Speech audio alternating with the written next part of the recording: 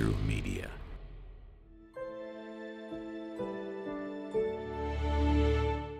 Your thoughts, should Sharia law supersede the U.S. Constitution? No, but I think the Sharia law is made by God, by Allah, and the Constitution is made by people. So it's not the same. Do you believe that Sharia law should be above the U.S. Constitution? Yes. Yes. Sharia law is completely different than the United States Constitution. As a Muslim, you practice my Islamic law.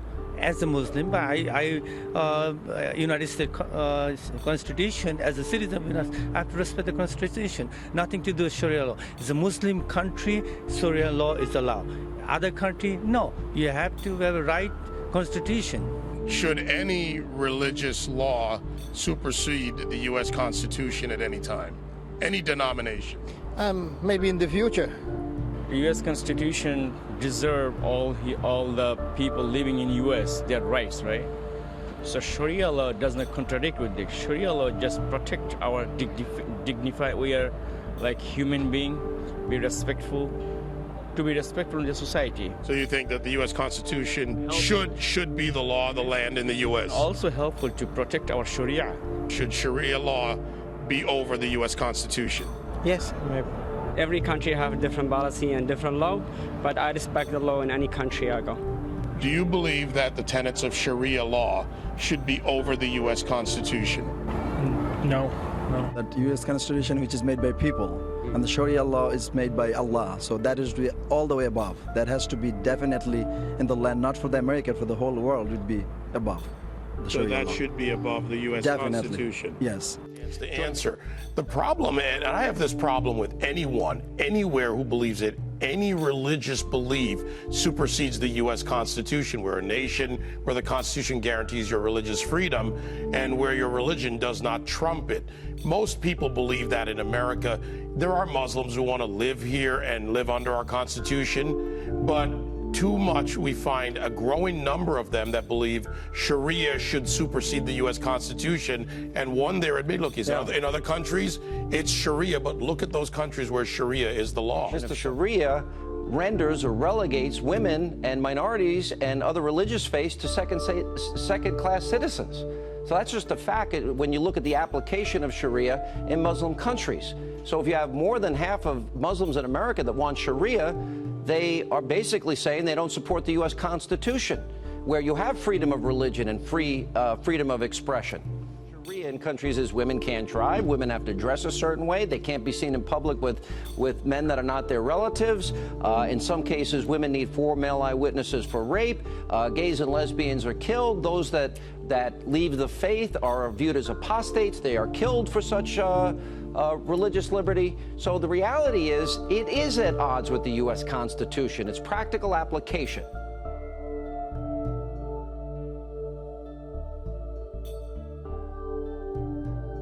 Hundreds of Tea Partiers put out, forced to scramble to find a new location for tonight's controversial event. A local hotel canceled the Sugarland Tea Party's meeting when it learned the featured speaker is a prominent critic of Islam. Fox 6's Sally McDonald is live in Sugarland for us tonight. Sally? Yeah, Natalie, the event is just wrapping up. It ended up taking place here at the Sugarland Community Center. It had been scheduled for the Hyatt Place Houston Sugarland Hotel until the hotel got wind of who was speaking and the protesters who would also be there. Anyway, we're glad to have the fabulous Pamela Geller. Welcome. Inside, Tea Partiers listen to political activist Pamela Geller speak. Tonight, she has an added message. Boycott the Hyatt for canceling the Tea Party's reservation. I think that it's reprehensible, the restriction of free speech, because that's what we're talking about. Geller is a longtime critic of Muslim causes. She's been accused of promoting Islamophobia and Muslim hate speech. I think she's telling the truth. Her followers believe the Hyatt succumbed to pressure. So I think we're seeing this more and more in America, is our freedom of speech being oppressed. A spokesperson for the Hyatt says the hotel respects various opinions. They asked organizers to move because of the, quote, changing security needs required for the safety of our guests and others, and to avoid business disruption. No room for hate! No room for hate!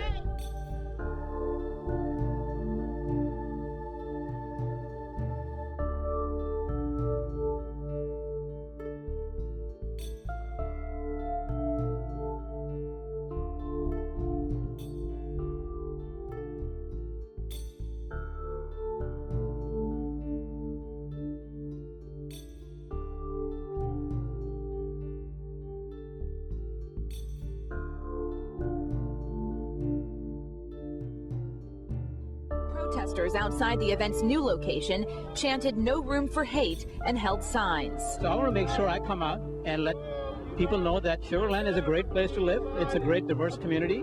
We respect diversity. We don't stand for what they stand for. But that's a minority, no doubt. That is a minority. Geller's supporters are strong in their belief that Islamic law is a threat to the American way of life. But I'm not bashing Muslims. I'm not bashing people. I love people. It's why I do what I do. I am opposing the most radical and extreme ideology on the face of the earth. She says name-calling and protesters won't silence her beliefs. And extra security was in place both inside and outside of the community center. Everyone remained peaceful, though. There were no arrests tonight. Back to you.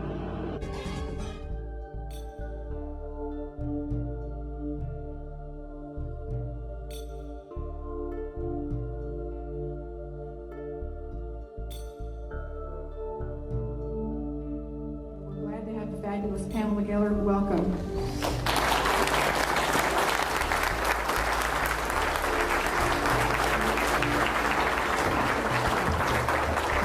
Hi. Hi. Welcome. Welcome to the battlefield. Welcome to the war. What happened today is not extraordinary. What happened today is not exceptional. What happened today best illustrates what's happening and why I wrote this book.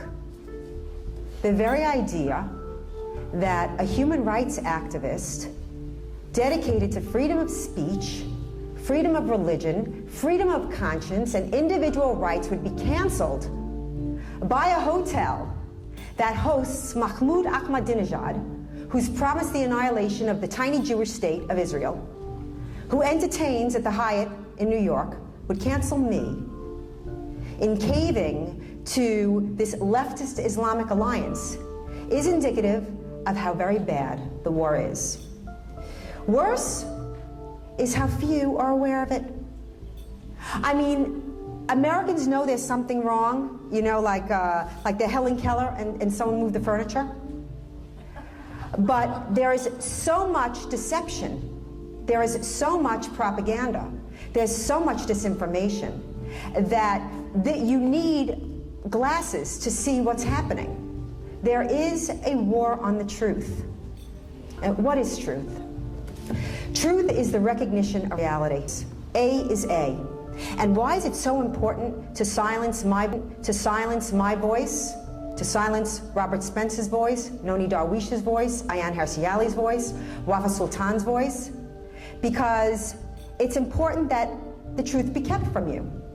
And yet all you have to do is look around and see that this is a war in the information battle space. This is a war of information. And all the bullets and the bombs and the bloodshed comes as a result of what happens in this war. And they have in their arsenal the most powerful weapon of all, big media. It's the reason why Obama was elected. It's the reason why you don't know what's happening. But I will describe to you in brief detail the stealth jihad. The mosquing of the workplace, for example, imposing Muslim prayer times on union contracts, forcing non-Muslim workers to lengthen their day. That's wrong. That's imposing Islam on the secular marketplace. You have a company like Heinz, the ketchup company, by the way, who's been enormously generous to their Muslim workers. Not only do they have Muslim prayer rooms, they have Muslim prayer rugs, but they're being sued. Why are they being sued? They're being sued to stop the line. Stop the line for Muslim prayer times. Now, understand something. In Muslim countries, they don't stop the line. In Iran, they don't stop during the workday to pray. They pray before work, they pray after work. Why? So why do it here? It's to impose Islam on non-Muslims. You see the taxi cab drivers that won't pick up fares, that have alcohol, that have seeing eye dogs because dogs are dirty, dogs are filthy. You see the U.S. Treasury Department. The U.S. Treasury Department giving seminars in Sharia finance a week after we nationalized some banks. Now you'll say to me, what's wrong with Sharia finance, Pamela? I'm glad you asked me that question. It has to be halal, which means investing in certain industries is forbidden. Pork, alcohol, tobacco, and some forms of entertainment. Well, those are whole American industries. Do you want to use your taxpayer dollars to starve whole American industries? There is the mosquing of the public schools, where they have prayer spaces for Muslim children. They don't have it for Christians, they don't have it for Jews, they don't have it for Hindus, they don't have it for Zoroastrians. There's also the Islamicizing of the public school curriculum, where they are instituting whole curriculums dedicated to Islam, but not to the 1,400 years of 270 million victims of jihadi wars, land appropriations, cultural annihilations, and enslavements. It's complete dawah. It's complete whitewashing. Now, I did fault your governor for this. Governor Perry instituted, along with Aga Khan, a complete, and I ran screenshots of all of the lessons. Don't listen to me, judge for yourself. That's another thing you're going to have to do. You're going to have to do your own homework, because you are being lied to. And I don't see curriculums in the public schools for Christians. I don't see curriculums in the public schools for Jews or for anybody else. And for those of you that have children in the school and who see this, and parents see it. Look, just 2 weeks ago, I was contacted by a parent and a columnist in the parents' school. They had a lesson. The lesson was, my name is Ahlima. And Ahlima is a young girl in Saudi Arabia. And the lesson is about how wonderful it is to be a young girl in Saudi Arabia. Hello? And how wonderful it is, polygamy is, and how wonderful it is to be the second wife. Because the first wife, she has to do all the dinners, she has to go out socially, and Ahlima's not a social girl, and how great that she doesn't have to do it and she can be a stay-at-home wife. And she goes on to say that she loves the burqa, and she feels sorry for all those, quote, horribly, immodestly dressed Western women. And the last line of this lesson in the public school of Georgia is, how fortunate we are to have the Sharia. Now understand something. I know how I'm painted. I know I'm painted as a racist, Islamophobic, anti-Muslim bigot. I know that if you talk about this, even this much, the racist, Islamophobic, anti-Muslim bigot too. Why? Because this is the way they silence anybody that speaks to this issue. This is the way they enforce the blasphemy laws of the Sharia in this country. The media refuses to touch this subject. In Muslim countries, blasphemers, anyone who offends Islam, anyone who insults Islam, anyone who criticizes Islam, is put to death. Here in the West, Europe, Canada, and the US, your character is assassinated. You are demonized, you are marginalized, you are rendered radioactive. You are canceled at a small hotel in a small Texas town. Regularly. You must be aware of what is happening to you. Have any of you been to Europe lately? You want a cautionary tale? Look to Europe. This is not anti-Muslim. I speak for all human beings, including Muslims, especially Muslims who fled Sharia, who fled Muslim countries to escape the most oppressive and radical ideology on the face of the earth. Who speaks for them? Do you ever hear from them? Do you ever hear from them in the media? Does PBS ever do a special? When a young Christian convert out of Islam, teenage girl, left Islam and was afraid to tell her family, but was outed by her mosque, the Noor Mosque in Ohio, who was spying on her, told her parents that she had converted out of Islam, and her father threatened to kill her. So she ran away.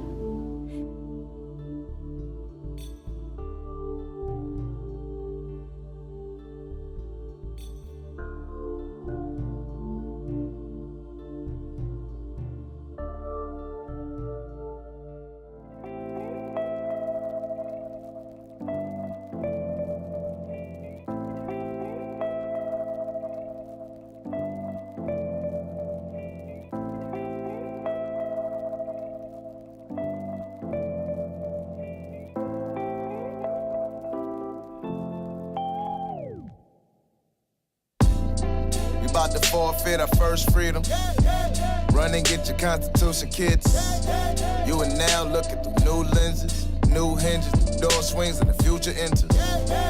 Don't it feel like we've been here before? In other times on American soil. I guess we're spoiled and pretend to ignore you. because we're loyal to sin and immoral. Yeah. Remember that? When we said one nation under God, indivisible. Remember that? When we said let freedom ring to every individual. Remember that? When we said it wasn't innate to express your religious liberty. Remember that? Then tell me why we quickly dismissing our own history.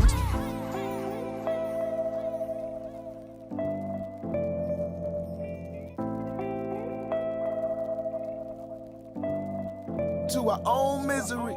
My country, tears of thee, sweet land of liberty. To thee I sing. We about to forfeit our first freedom. Run and get your constitution, kids. Witness the moral revolution, kids. Raise your hands, you know what macro revolution is. Keep them up, you know what macro revolution did. With its intrusion into the institutions it did. A lot of damage to the youth and polluting the kids. And scholars got college students doubting the truth again. It's absolute. Some say it started with Charles Darwin and evolution. And now it has evolved and it's causing a moral revolution. We ignore the Constitution and removing God from the solution.